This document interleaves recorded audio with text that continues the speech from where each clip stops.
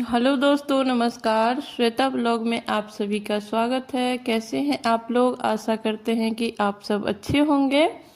तो चलिए आज हम इस वीडियो में जानेंगे माघ पूर्णिमा का विशेष कार्य। माघ पूर्णिमा में हमें क्या क्या कार्य करना चाहिए, क्या क्या दान करना चाहिए और कौन से वो एक दो कार्य है जो हमें नियम से करना चाहिए। तो वीडियो में आगे बढ़ने से पहले आप सभी से एक रिक्वेस्ट है कि प्लीज़ चैनल को सब्सक्राइब कर दें, एक लाइक कर दें और प्लीज़ कमेंट ज़रूर करें, क्योंकि आपके कमेंट से ही मुझे पता चलता है कि वीडियो आपको अच्छा लग रहा है या नहीं लग रहा है। तो अगर अच्छा लग रहा है तो प्लीज़ कमेंट करें। तो चलिए जानते हैं। माघ पूर्णिमा में जो है ना, सबसे पहले हमें सवेरे उठना चाहिए ब्रह्म मुहूर्त में। और जो लोग माघ में गंगा स्नान का बहुत ज़्यादा ही महत्व होता है, क्योंकि कहा जाता है श्री हरि विष्णु माघ महीना में गंगा जल में निवास करते हैं। तो गंगा जल डाल के आप घर में भी कर सकते हैं, लेकिन गंगा नदी में जाकर स्नान करते हैं तो इसका विशेष महत्व होता है। लेकिन सभी लोग के लिए जाना संभव नहीं होता है, तो आप घर में भी तिल और गंगा जल डाल करके ब्रह्म मुहूर्त में स्नान कर लीजिए, तो आपको गंगा स्नान का फल प्राप्त होगा।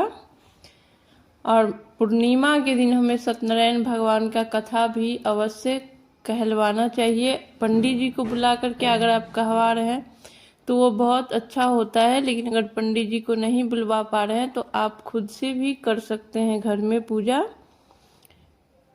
और पंडित जी आते हैं और वो कथा कहते हैं तो उसका विशेष महत्व हो जाता है कि पूर्णिमा दिन आपके घर में कोई ब्राह्मण आए, वो भोजन करेंगे, वो पूजा पाठ थोड़ा अच्छे से कर देंगे और उनके ब्राह्मण के मुंह से कथा सुनने का विशेष महत्व होता है।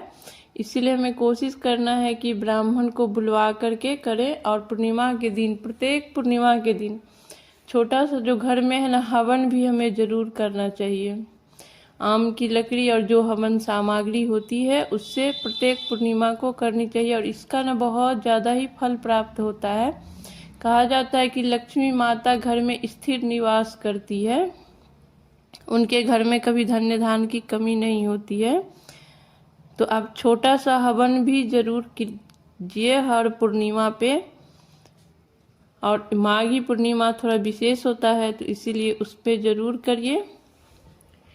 और उस दिन जो प्रत्येक माह के पूर्णिमा के दिन हमें खाना में जो रात में खीर और पूरी जरूर बनाना है, और माता रानी को, लक्ष्मी माता और श्री हरि विष्णु को भोग लगाना है। और चंद्रमा को अर्घ्य देने का भी विशेष महत्व होता है, तो चंद्रमा को भी अर्घ्य आप शाम को दे सकते हैं।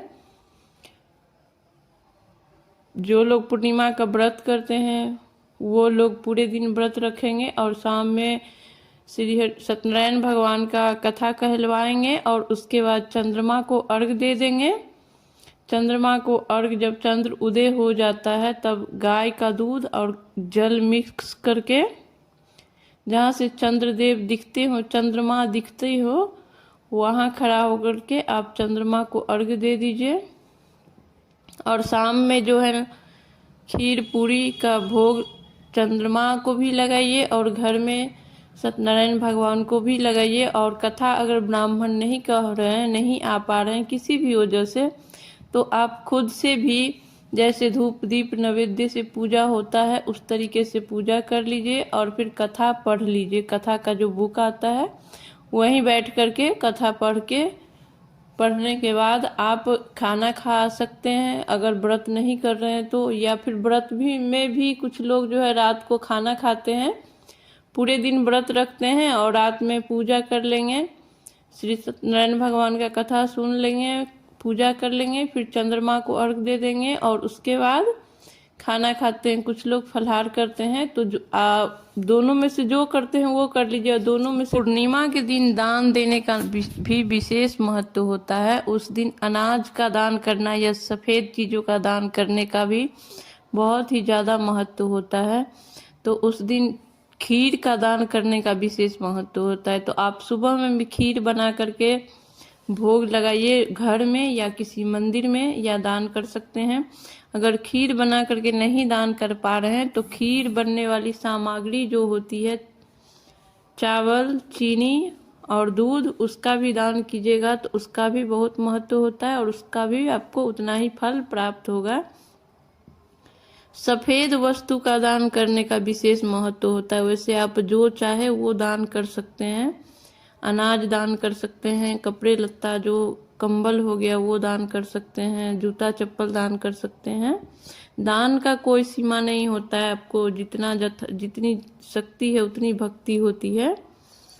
इसीलिए जितना आपसे संभव हो उतना दान कीजिए। तो दान से कभी कमी नहीं होती है, आपको बढ़ेगा ही और उसका हमेशा दुगुना चारगुना हो करके आपको प्राप्त होगा। तो पूर्णिमा के दिन जितना संभव हो, जितना एक मुट्ठी ही संभव हो तो एक मुट्ठी ही, लेकिन दान आपको जरूर करना चाहिए सभी लोगों को कुछ न कुछ। तो आइए जानते हैं कि इस बार 2025 में माघ की पूर्णिमा की तिथि क्या रहेगी, कब से पूर्णिमा शुरू हो रही है और कब समाप्त हो रही है। तो इस बार जो है 2025 में 11 फरवरी शाम 6:55 से पूर्णिमा तिथि जो है शुरू हो रही है और 12 फरवरी शाम के 7:22 पे पूर्णिमा तिथि समाप्त हो रही है। तो आप सभी लोग जो है 12 फरवरी को उदया तिथि को ध्यान में रखते हुए, हिंदू धर्म में सभी पूजा पाठ जो है वो उदया तिथि को ध्यान में रखते हुए ही होता है। तो इसीलिए 12 फरवरी को इस बार 2025 में माघी पूर्णिमा का व्रत, स्नान, दान किया जाएगा। सत्यनारायण भगवान का कथा, सभी कार्य हम 12 फरवरी को ही करेंगे। दिन बुधवार पड़ रहा है, इसीलिए आप सभी कार्य कर सकते हैं। बहुत अच्छा दिन पड़ रहा है, तो आप सभी लोग सभी कार्य कीजिए। माता रानी को मनाइए, लक्ष्मी माता को मनाइए, सत्यनारायण भगवान का पूजा कीजिए और सभी पुण्य फल प्राप्त कीजिए। और मेरा वीडियो जरा भी अच्छा लगा हो तो प्लीज़ चैनल को सब्सक्राइब कर दीजिए। तो आज का वीडियो यहीं पे समाप्त करते हैं, फिर मिलेंगे किसी नए वीडियो के साथ। तब